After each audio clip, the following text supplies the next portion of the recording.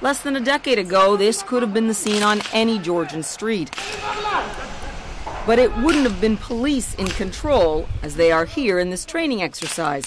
It was criminals running wild, murders, kidnappings, drugs, and the police? They weren't standing by, no, they were in on it, on the take.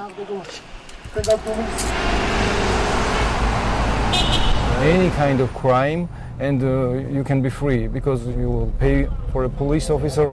We're out on patrol with Georgia's finest. Today, officers are blunt. Their predecessors were criminals, like legalized gangs, taking bribes for everything. Was hate of the police officer, and they did not like us. Why? Because there was corruption. And now, listen to this. The crime is, I can say that there is no crime. Murders, break-ins, auto theft. You're telling me you don't have any of that? No.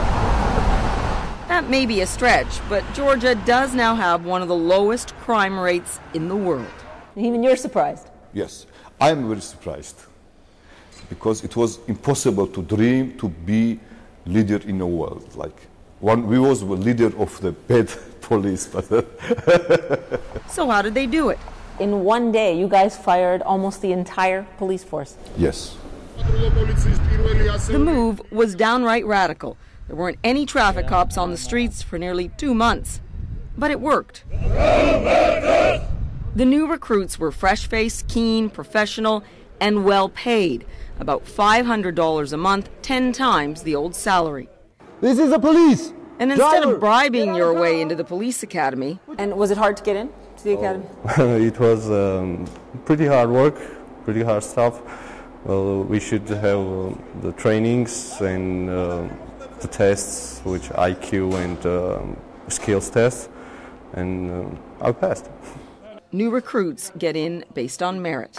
Our citizens trust us, and we are very proud of that, because it's a very great thing when your citizen is trusting you, trust the police officer. There's no shame in being a police officer now? No kind of shame. In fact, the Interior Ministry goes to great lengths to keep their officers clean, even setting up sting operations to catch corrupt cops, and showing the videos on Georgian television. Inspector, what do you say to people who think this all sounds a bit too good to be true? Well, it's a pure truth. Pure truth. You can ask for anyone in the street what they think about police. And what will they say? You can ask. Okay, you're on. We're going to take the minister up on his challenge. We're here in central Tbilisi at Freedom Square. And we're going to go ask some people here what they think of the police reforms and if they think they're safer. I like the reforms. I don't even have to lock my door. Right now my door's unlocked. They used to mug me on the streets, and now it doesn't happen. But for his friend... Look at the protests. I think that not much has changed. You can walk in the streets safely at night, but they can still be heavy-handed. These are the protests he's talking about. Late May, an ugly confrontation with opposition protesters. A police officer was killed, dozens were injured. Human Rights Watch is calling for an impartial investigation into what they call excessive force, pointing out that nothing justifies the beating of peaceful protesters.